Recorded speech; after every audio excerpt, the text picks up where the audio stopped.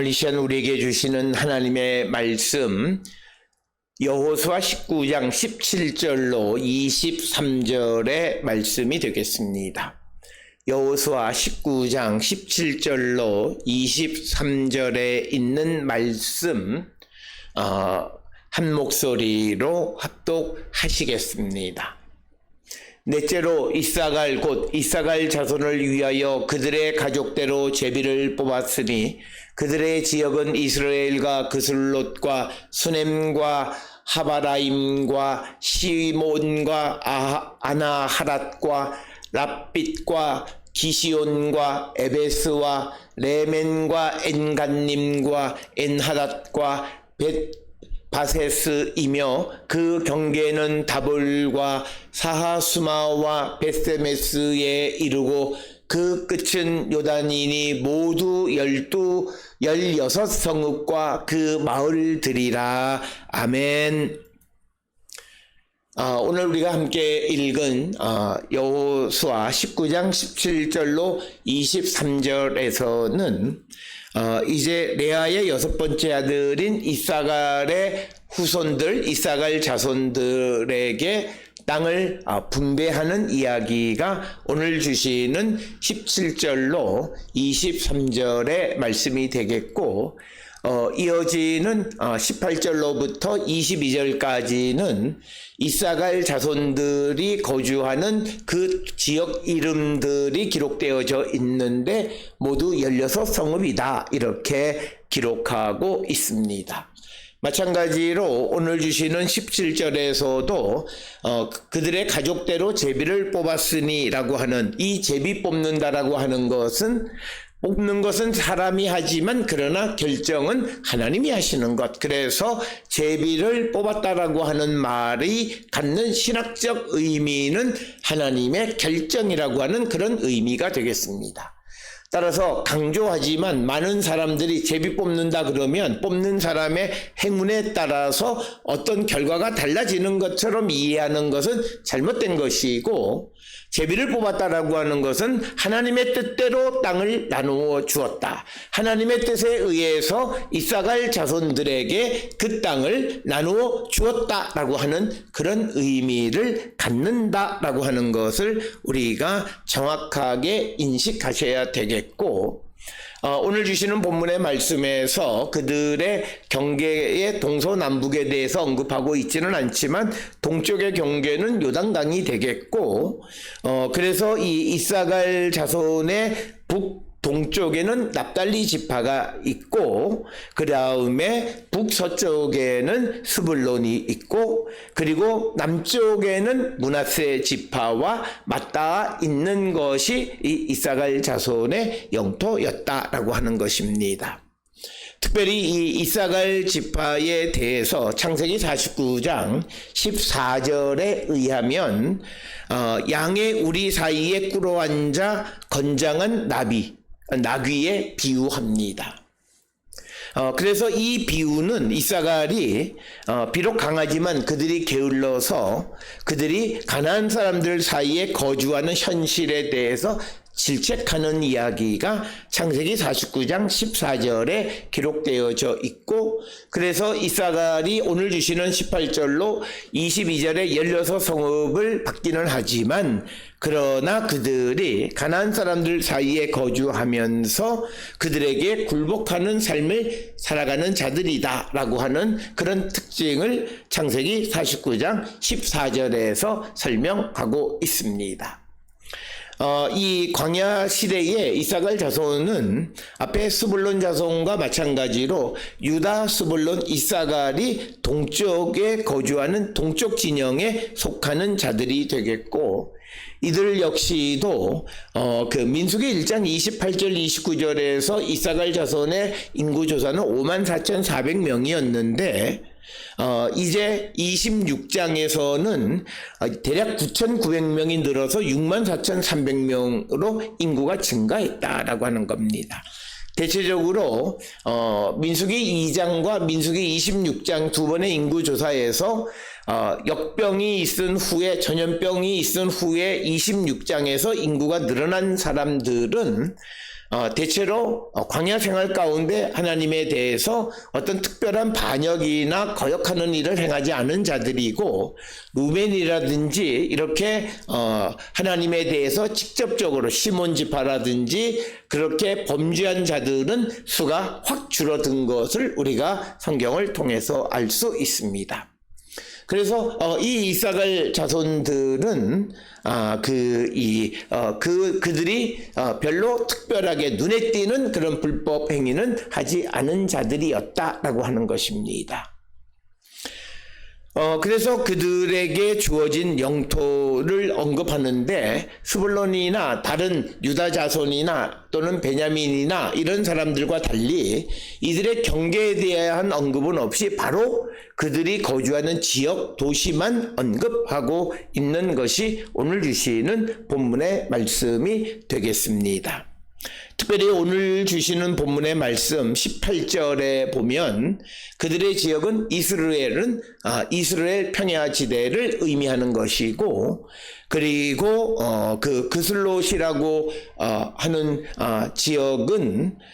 그 여호수아 19장 12절에 기슬롯 다볼과 같은 곳으로 보통 추정을 하고 있고, 그 다음에 수넴은 오늘날 아플라 동쪽에 있는 솔렘이라고 하는 곳과 같은 곳일 것이다, 이렇게 이야기를 합니다. 뿐만 아니라 19절에 등장하는 하바라임과 시온과 아나하랏 이렇게 등장하는데, 하바라임은 그 에트타이이베라고 하는 곳, 그리고 시온은 여기만 언급되는데 정확하게 어딘지 알기 어렵고, 아나하랏은 이것이 지명이 이집트 문헌에도 특히 투트모세 3세의 기록에도 등장하는 지역이긴 하지만, 그러나 정확한 위치를 알기는 어렵다라고 하는 것입니다. 특별히 20절에서는 라빛, 기시온, 에베스 이렇게 기록이 되어 있고,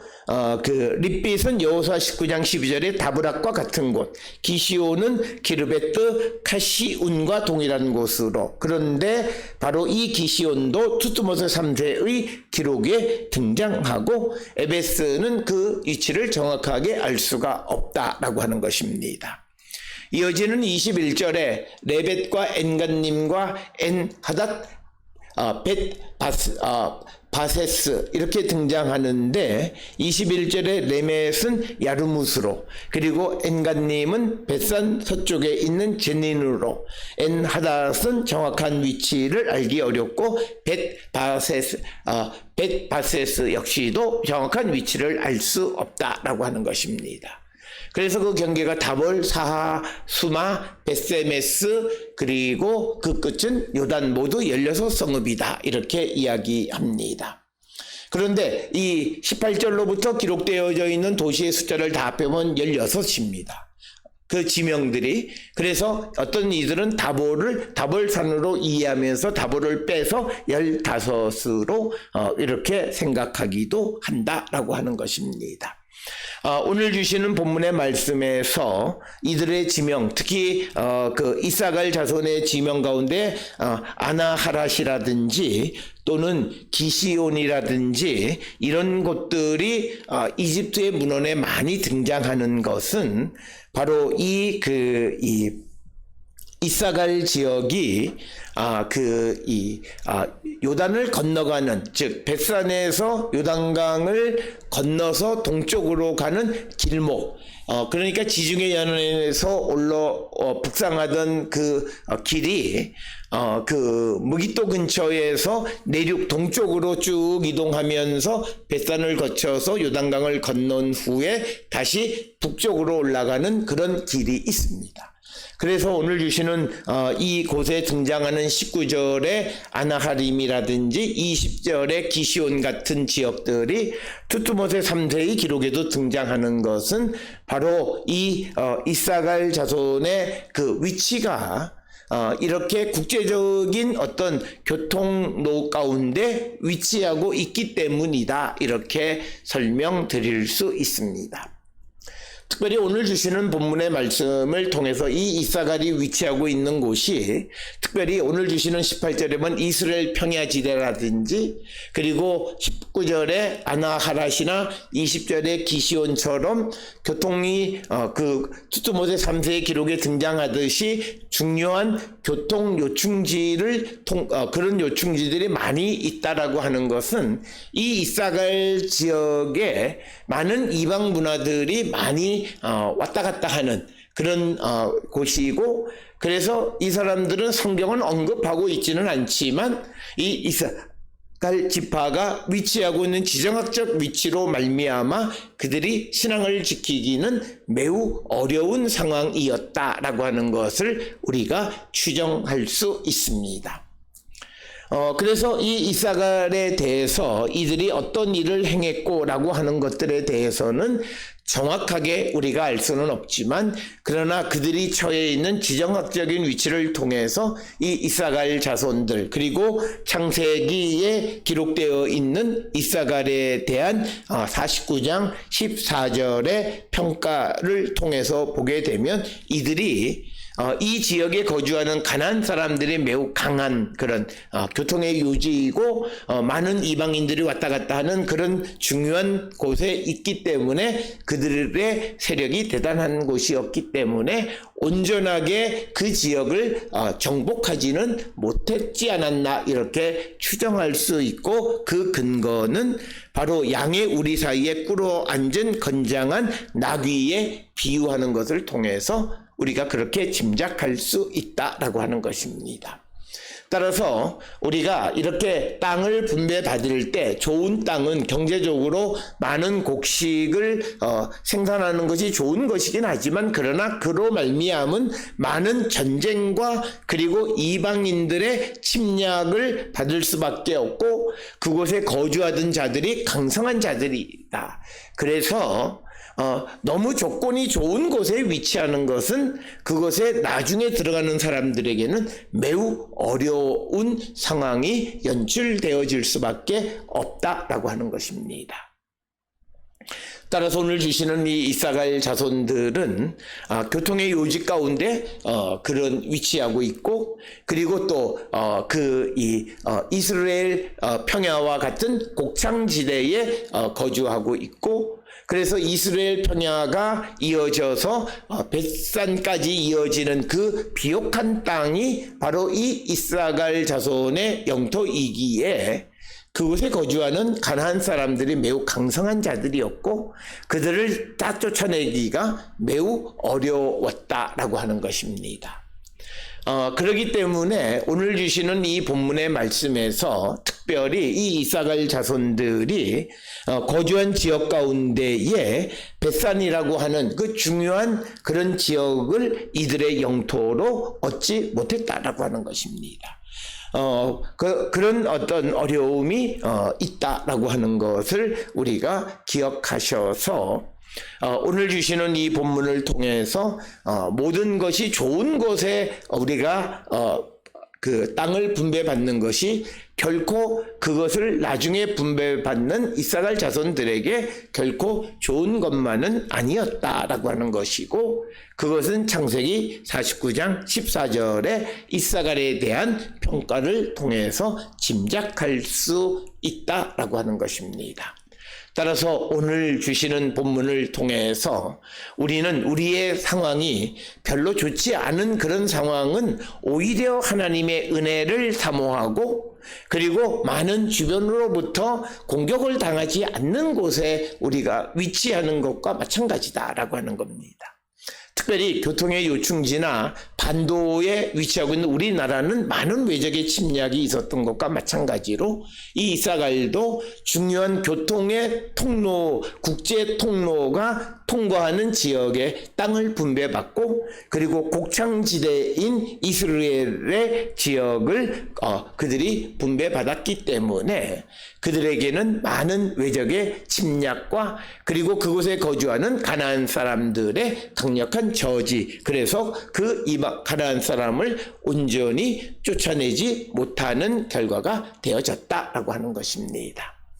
따라서 오늘 주시는 본문에서 우리에게 주어진 조금은 좋지 않은 환경이 오히려 우리에게 유리하고 오히려 우리가 하나님의 그 도우심으로 모든 환경을 극복할 수 있는 그런 기회가 될 수 있다라고 하는 것을 깨닫고 우리 모두가 주어진 환경에 불평불만하는 것이 아니라 오히려 감사하고 그 속에서 하나님의 은혜를 발견하는 우리 모든 성도들이 다 될 수 있기를 주의 이름으로 축원합니다.